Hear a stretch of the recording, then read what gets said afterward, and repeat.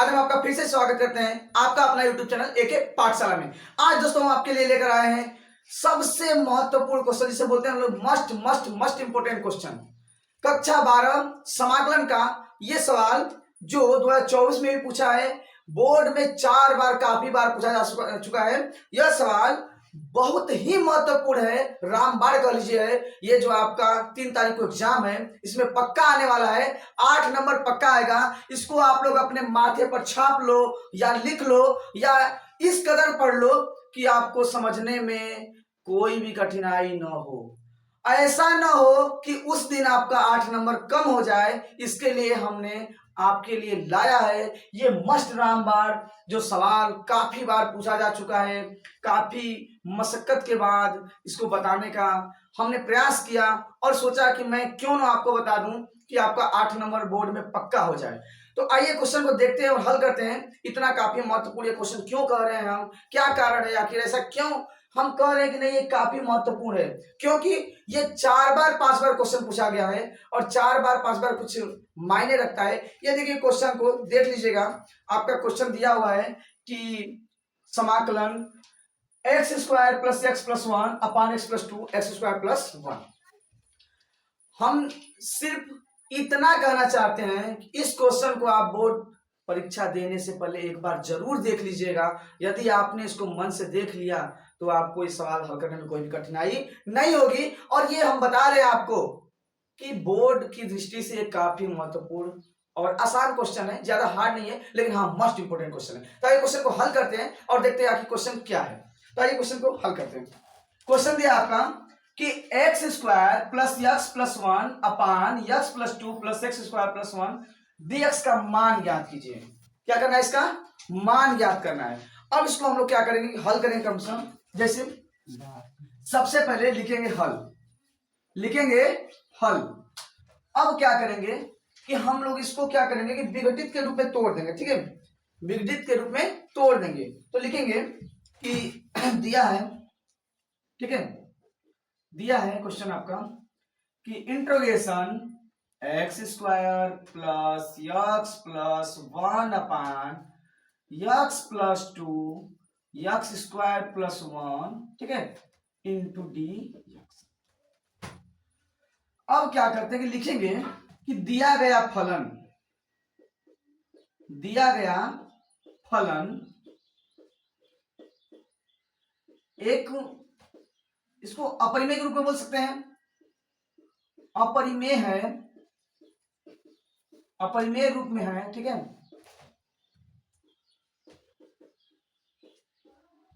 इसको भिन्न के रूप में, इसको भिन्न के रूप में, ठीक है, विघटित करने पर, विघटित करने पर, ठीक है, समझिएगा, विघटित करने पर। और जब विघटित करेंगे तो किसके रूप में करेंगे? ए और बी के रूप में। इसको ए और बी के रूप में तो लिख दे रहे हैं, विघटित किसके रूप में? तो ए बी के रूप में, ए बी के रूप में विघटित करने पर। अगर विघटित करें तो लिखेंगे इंट्रोगेशन, ठीक है। यदि हम लोग, ठीक है, यदि हम लोग इसको क्या माने, ए मान लें, इसको बी और इसको सी, ये समझिएगा, इसको हम लोग ए मान लें, इसको बी और सी, तो क्या करेंगे, लिखेंगे इस प्रकार इसको, जैसे ए के बटा में, यहां पर देखिए साइड में लिखे ताकि आपको समझने में कोई कठिनाई ना हो ना। पहले लिख दे रहे हैं कि integration x square plus x plus 1 upon x plus 2, ठीक है, और एक्स स्क्वायर प्लस 1 इंटू क्या है, डी एक्स। अब जब यही साइड में लिख रहे हैं तो इसको हम लोग लिख सकते हैं कि ए, ठीक है, अपान एक्स प्लस 2, ठीक है, प्लस एक फार्मूला होता है, आप लोग को पता होगा, होना चाहिए कि होता है a x square plus b x plus c equal to 0 होता है, ठीक है। इसको हम लोग द्विघात समीकरण का नाम भी जानते हैं, देते हैं। तो हो जाएगा आपका प्लस बी और क्या है, बी के साथ एक्स है, तो बी एक्स अपान क्या है, एक्स स्क्वायर प्लस 1 और इसमें सी भी क्या हो जाएगा, जुट जाएगा। बी एक्स प्लस सी अपान एक्स स्क्वायर प्लस 1 क्या हो जाएगा, जुट जाएगा। अब क्या करते हैं कि इसमें एक निश्चित समाकलन है, ठीक है, जिसे बोलते हैं सत्य समाकलन। तो लिखेंगे हम लोग कि जब इसका तुलना करेंगे, लिखेंगे कि फलन एक निश्चित समाकल्य है या समाकलन है जिसकी, ठीक है,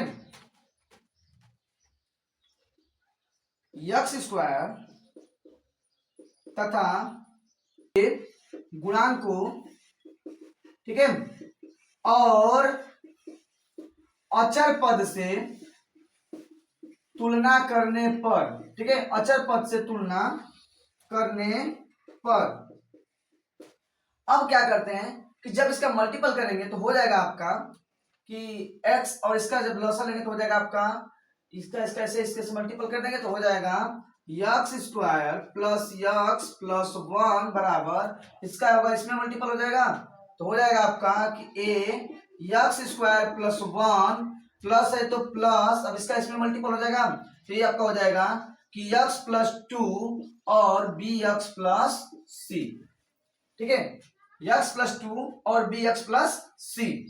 यदि इसको हल करें हम तो हो जाएगा x square plus x plus 1 बराबर ये हो जाएगा आपका a x square plus a 1, तो हो जाएगा लिख देते हैं a x square plus a plus इसका करेंगे तो हो जाएगा आपका बी एक्स स्क्वायर फिर plus x c plus 2bx plus 2c।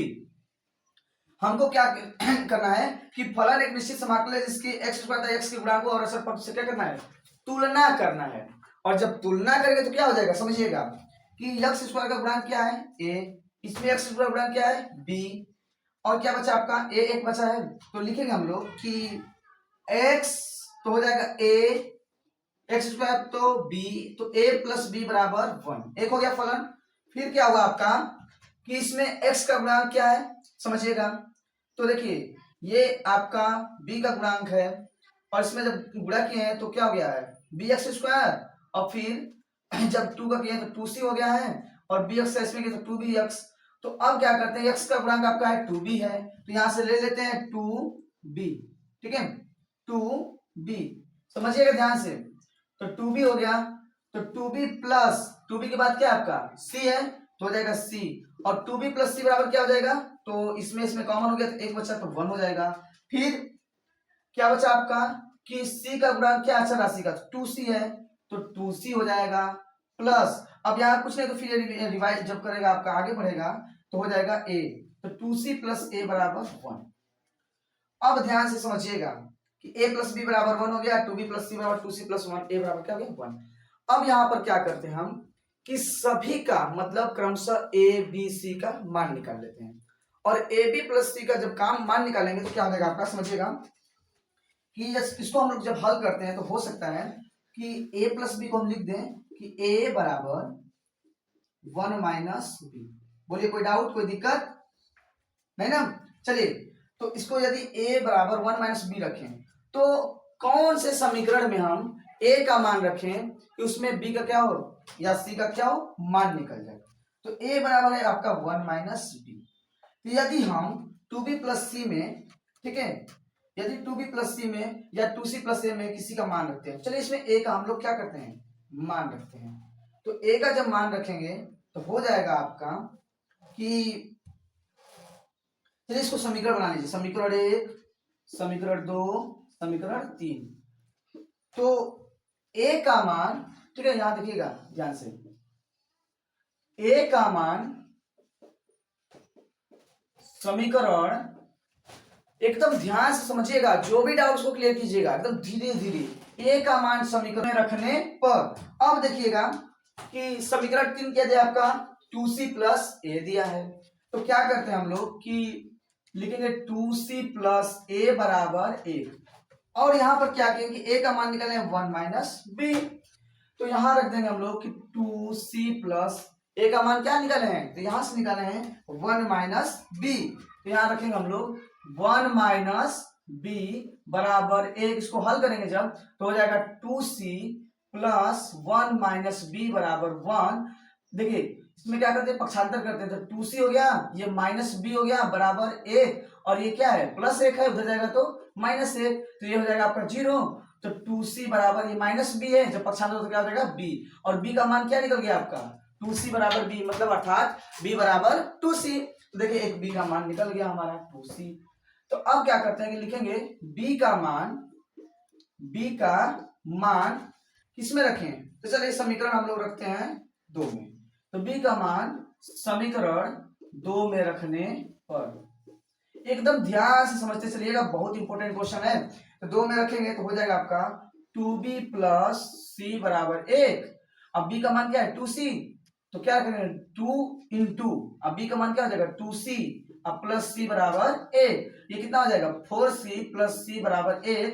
अब 4c c मिल कितना हो जाएगा 5c बराबर 1, अर्थात c बराबर 1/5, 1/5।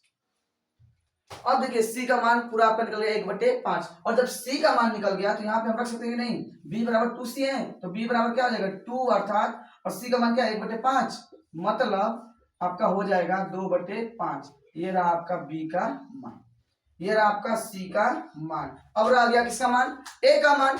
तो क्या करते हैं, देखिए a में b का मान रख देंगे तो क्या हो जाएगा a का मान निकल जाएगा। तो लिखेंगे कि समीकरण एक में ठीक है, इसका मान रखने पर देखिएगा b का मान, तो रखेंगे b का मान रखने पर, b का मान रखने पर, जब b का मान रखेंगे तो b का मान तो हो जाएगा आपका a बराबर 1 माइनस बी है, b का मान आपका है 1 वहां से 2/5 है। अब जब हल करेंगे तो 5 के 5 हो जाएगा, और 5 में से 2 जाएगा तो क्या आ जाएगा आपका 3, अर्थात 3/5। ये रहा आपका a का मान, a का मान भी मिल गया आपका 3/5। क्रमशः ए बी सी का मान निकल गया, मिल गया। तो अब क्या करते हैं कि लिखेंगे यहां कि ए बी सी व ठीक है का मान रखने पर किसमें रखेंगे, सबसे पहला सवाल है किसमें रखेंगे।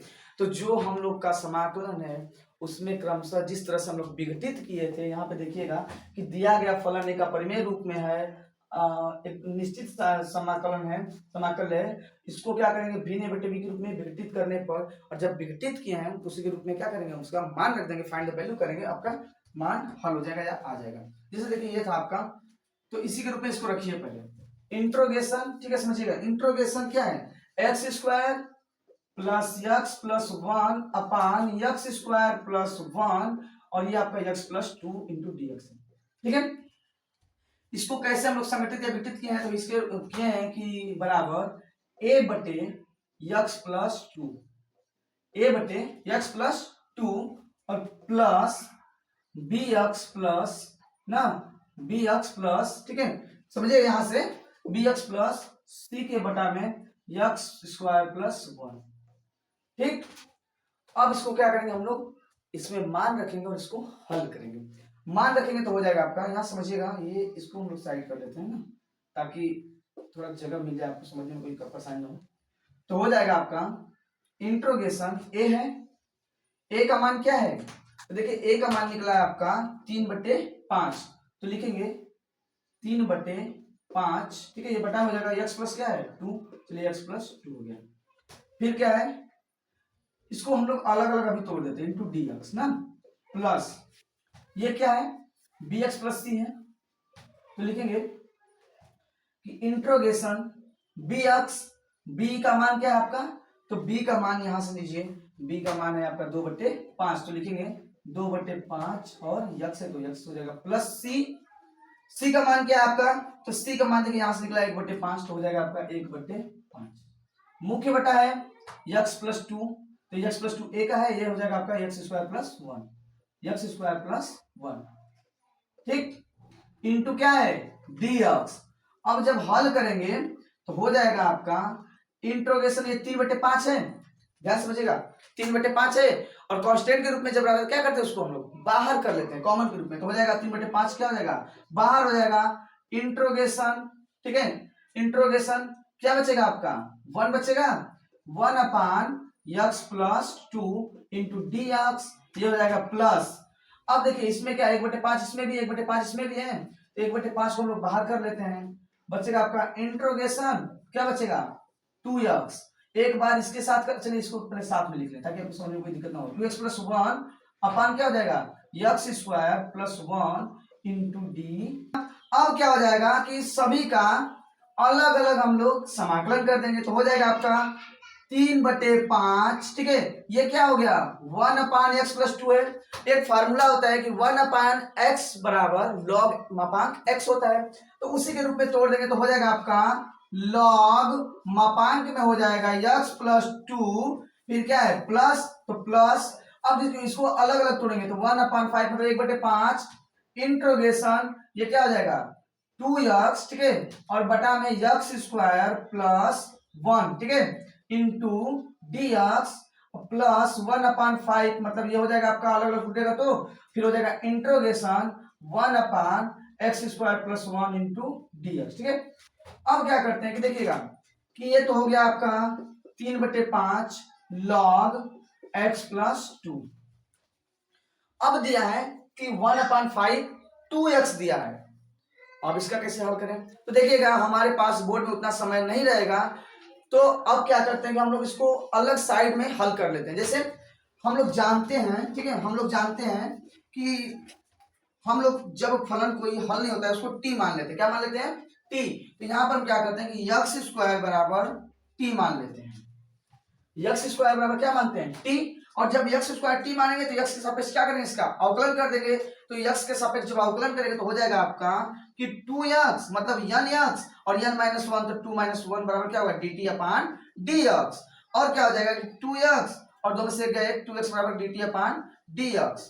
तो क्या करते हैं कि dx का मान जब निकालेंगे तो हो जाएगा 2x किसके बटे में dt के बटे में, तो 2x से 2x यहाँ पर क्या हो जाएगा कैंसिल हो जाएगा, तो बचेगा आपके पास 1/x² + 1, तो हो जाएगा प्लस 1/5 और लॉग मापांक में क्या हो जाएगा आपका x² + 1। ठीक है, अब प्लस ये देखिए क्या मिला है 1/x² + 1, ये tan इनवर्स x का सूत्र होता है।